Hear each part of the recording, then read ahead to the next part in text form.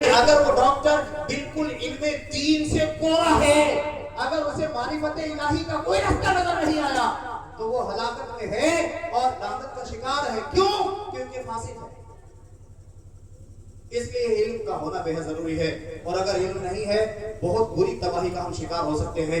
हजरत अबू लहब, जवानों सुनो ये आखिरी वाकया, फिर इंशाअल्लाह ताला हम तारुफ और इख्तिताम की तरफ आते हैं।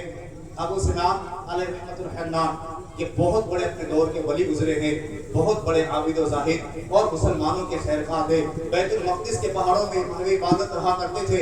एक दिन आपके करीब से एक नौजवान गुजरा और नौजवान के आंखों में आंसू थे, चेहरा उतरा हुआ था, जिस्म के खून का कैफियत थी कि निचोड़ लिया गया हो, पीला पड़ गया था। वो नौजवान रोते हुए आपके सिसकते हुए कैफियत में जब गुजरा, आप अपनी इबादत गाह से बाहर आए और उससे हाल पूछा, ए नौजवान तुझे किस चीज ने इस कैफियत में डाल दिया है? कहने लगा, मेरे पड़ोस में एक शख्स के नौजवान भाई का इंतकाल हुआ, और उस नौजवान भाई के इंतकाल पर वो भाई इतना मगमूम है कि रातों दिन रोता है, दिन और रात एक कर गुजरता है। हम पड़ोसियों को नींद नहीं आती, वो बिलखता रहता है, आवाजें रात में और दिन में भी तेज होती रहती है, हमारी नींदें उड़ जाती हैं। हुजूर ये कैफियत है, आप तशरीफ ले चले, आपकी ताज़ियत के चंद जुमले हो सकता है तासीर का तीर बनकर उसके दिल में उतर जाए और उसे बेकरार दिल को करार आ जाए, सुकून मिल जाए, इत्मीनान मिल जाए, और हम पूरे मोहल्ले वालों को सुकून मिल जाए। हजरत फौरन निकल पड़े, और याद रखें महीना महीना अपने हुजरे से ना निकलते कि कहीं बाहर निकलूं किसी नामहरम पर नजर न पड़ जाए, कहीं मेरे कदम गुनाहों की तरफ न पड़ जाए, कहीं हाथ गुनाहों की तरफ न उठ जाए। भूखे प्यासे रहते लेकिन अपने उसी कमरे में नजरबंद रहते, हुजरे में जो पहाड़ की खो के अंदर था। उस दिन जैसे मुसलमान के भले की बात आई, निकल पड़े, गए पहुंचे बाला खाने पर। वो रहता था, 2 मंजिला इमारत थी, ऊंची यानी ऊपर वाली इमारत में वो था। आपको देखते ही आवाज बुलंद करते हुए रोते हुए बिलखते हुए नीचे आया। आपने इरशाद फरमाया, अल्लाह के गजब को मत उभार, क्यों इसके अंदर बाबिला मचा रखा है, सब से काम ले। यूं तो रोज मरने वाले हजारों मरते हैं, मरने वालों की लिस्ट रोजाना जारी कर दी जाती है, जाने कितने मर गए और जाने कितने मरने वाले लिस्ट में आ चुके होंगे, तुझे भी तेरे भाई से मिला दिया जाएगा, सब से काम ले। कहने लगा, या सय्यदी मैं अपने भाई के मौत पर आंसू नहीं बहाता, दरअसल मैं इसलिए रोता हूँ कि मेरा भाई कब्र में अजाब में मुब्तला है, मेरे भाई पर अजाब हो रहा है। दीन ना सीखा था, दीन से दूरी ने उसे तबाह कर दिया।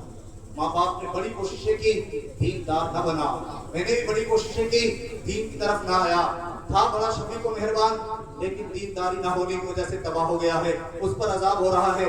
आपने इरशाद फरमाया, सुभान अल्लाह, तुझे कब्र के हालात भी पता है, इल्मे गैब भी तुझे आता है, जो तू कब्रों के हालात को जान लेता है। कहने लगा, या सय्यदी मुझे इल्मे गैब नहीं आता।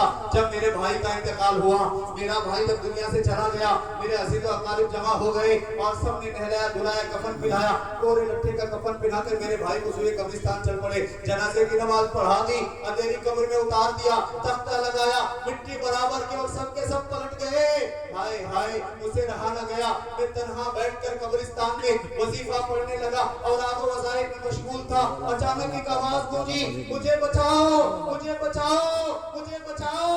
इस आवाज ने मुझे चौंका दिया, पूरे कब्रिस्तान में नजर दौड़ाई, कोई नजर ना आया। फिर वो आवाज बंद हो गई, फिर दोबारा थोड़ी देर के बाद यही आवाज गूंज उठी, मुझे बचाओ, मुझे बचाओ, मुझे बचाओ।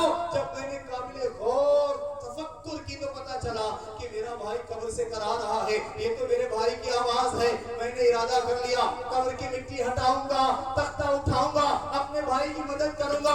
जैसे मिट्टी कुरेदना शुरू किया, हाय गैबी आवाज ने मुझे झिझोड़ कर रोक दिया, खबरदार, ये अल्लाह का राज है, राज ही रहने दे। मैं रुक गया, फिर वो आवाज बंद हो गई। थोड़ी देर के बाद यही आवाज गूंजी, मुझे बचाओ, मुझे बचाओ, मेरी मदद करो। मैं आगे बढ़ा, गैबी आवाज ने मुझे फिर रोक दिया। मैं पलट कर चलने ही वाला था, अचानक आवाज आ गई, भैया क्या मुझे भूल गए? क्या तुम्हें वो दिन याद नहीं कि जब सर्दियों की सख्त रात में मैं एक पतली चादर से रात गुजारता, माँ बाप की शफकत देकर तुम्हें लिहाज दिया करता था, मैं फटे पुराने कपड़े में ईद की नमाज पढ़ लेता और तुम्हें नया लिबास पहनाता था ताकि तुम्हें यतीमी का सदमा ना हो। ऐ भाईजान, जब आप बीमार होते अपने कंधों से उठाकर मैं डॉक्टर के पास ले जाता, आए आपके सिराने बैठकर मैं पूरी पूरी रात सर में तेल डालकर आपकी खिदमत करता। आज मुझ पर जब बुरा दिन आया है तो क्या इस तरह पीठ फेर कर चले जाओगे, मेरी मदद नहीं करोगे?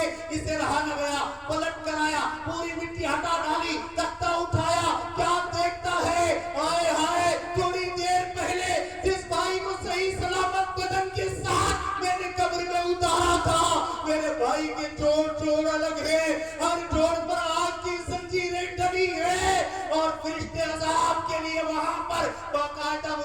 کر دیے گئے ہیں. کہتا ہے میں نے جیسی ہاتھ بڑھایا اپنے بھائی کی مدد کروں, میری 4 انگلیاں پگھل کر قبر میں گر گئی. 4 انگلیاں گر گئی. چادر اوڑھ لیتا باہر نکالا اور نکال کر انگلیاں دکھانے لگا. 4 انگلیاں غائب تھی اور زخم کے عجیب و غریب نشان وہاں موجود تھے. تڑپ رہا تھا. حضرت ابو سنان علیہ رحمۃ اللہ رونے لگے. اس وقت کے امام محدث امام اوزاعی کے دربار میں آئے. کہنے لگے یا سیدی روزانہ کفار و مشرکین ہزاروں ہزار مرتے ہیں, کبھی بھی ان کے عذاب کو دکھایا نہیں جاتا, بعض اوقات مسلمانوں کے عذاب کو کیوں دکھا دیا جاتا ہے؟ ارشاد فرمایا یہ تو قابل یقین بات ہے, کفار و مشرکین کے لیے کوئی نجات نہیں, مرتے ان پر عذاب ہے. مسلمانوں کے عذاب کو بعض اوقات اس لیے دکھایا جاتا ہے تاکہ دوسرے مسلمان عبرت پکڑیں. یہاں بیٹھے ہیں پیارے اسلامی بھائیوں, آج دنیا میں ہمیں کوئی قید کرنے والا نہیں, کوئی ہمیں الٹا نہیں لٹکا ہے, اکیلے کسی گھڑے میں بند کر کے نہیں جائے گا. سانپ اور بچھو ہمیں گھیریں گے نہیں, کیڑے مکوڑے ہمارے جسم پر رہیں گے, دور ہیں, لیکن علم دین کی دوری, معرفت خدا و رسول سے دوری اور دینداری سے بے نیازی ہمیں تباہ کر. اور کریں دنیا کی کوئی ایسی آگ نہیں بنی کہ جو 3 فٹ کی دوری سے ہی انگلیاں پھیلا دے. ہے کوئی ایسی آگ؟ ہم غور کریں کتنی شدید آگ ہے کہ 3.5 فٹ کی دوری سے اس کی انگلیاں پگھل کر قبر میں گر گئی. اب خاص کر جس مردے پر وہ عذاب ہوگا اس کے لیے کیا ہوگا؟ کیا ہم سائنس پڑھ کر کے قبر کے عذاب سے نجات پا لیں گے؟ کیا فزکس پڑھ کر پا لیں گے؟ بولو نا. ہم آخر کیوں قرآن و حدیث کی طرف آگے نہیں بڑھ رہے؟ کیوں ہم علوم اسلامیہ کی طرف آگے نہیں بڑھ رہے؟ کیا یہ چیزیں ہمیں بچا لیں گی؟ رازق کون ہے؟ رزاق کون ہے؟ ہمیں کون کھلاتا ہے؟ ہمیں کون پلاتا ہے؟ یہ ہمارا رب کریم ہے. رب کریم اگر حکم نہ دے کس کی مجال پہ حکمان کر ڈال دے؟ بہت ارب پتی خرب پتی ہے, شوگر 540 ہو گیا, کیا چینی کھا لے گا؟ بولو نا. کتنی نعمتیں روک دی گئی, میرے رب نے روکی ہے نا یہ. ارے مالداری کے پیچھے کیوں بھاگتے پھرتے ہو؟ کیا مالداری تمہیں دنیا کی نعمتوں کے استعمال کی اجازت دے گا؟ کیا قبر سے بچا لے گا؟ ایسا ہرگز نہیں ہے. اپنے آپ کو بھی اور اپنی نسلوں کو بھی ان علوم کی طرف لے کر آؤ جس علوم کی ذمہ داری محبوب نے دی ہے. کن عالمن او متعلمن او مستمعن او محبن, یہ 4 کیٹیگری بیان کر دی. اے میرا امتی عالم بن جا, نہیں ہو سکا طالب علم بن جا, یہ بھی موقع نہ ملا توجہ کے ساتھ علم کی باتیں سننے والا بن جا, اگر یہ بھی موقع نہ ملا تو علم اور علماء سے محبت کرنے والا بن جا. 5واں مت بننا ورنہ ہلاک ہو جائے گا. ایک مسلمان کے اندر ان 4 میں سے ایک کیٹیگری ہونا ضروری ہے, ورنہ ہلاکت ہلاکت ہلاکت, تباہی تباہی تباہی. نہ تو اپنی بچیوں کو محفوظ کر پائیں گے, نہ اپنے بچوں کو, نہ نسلوں کو, نہ عقائد کو, نہ افکار کو, نہ اعمال کو. اگر ہمارے اندر ان 4 میں سے کوئی ایک صفت نہیں پائی گئی تو ہمارے اندر صفت مسلمانی ہے کیا؟ صفت مسلمانی کیا ہے؟ نہیں ہے, اس سے تباہ ہوں گے. انہی تمام علوم کی فراہمی کے لیے آپ کی, ہم سب کی, ہمارے نسلوں کی خدمتگار دعوت اسلامی 1 2 نہیں 80 پروجیکٹ پر کام کر رہی ہے. سمجھ رہے کتنے پروجیکٹ پر؟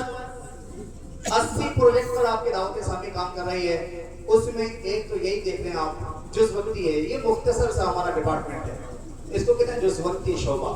آپ دیکھیں یہاں سے 40 بچے تجوید کے اصول کے مطابق مخارج کی درستگی اور اس لہجے میں, جس لہجے میں قرآن اترا, اس انداز میں جس انداز میں محبوب نے پڑھا, بروایت عاصم الحمدللہ یہ 40 ناظرہ خان جنہوں نے ٹیسٹ پاس کر کے آپ کے سامنے بیٹھے تجوید کے ساتھ.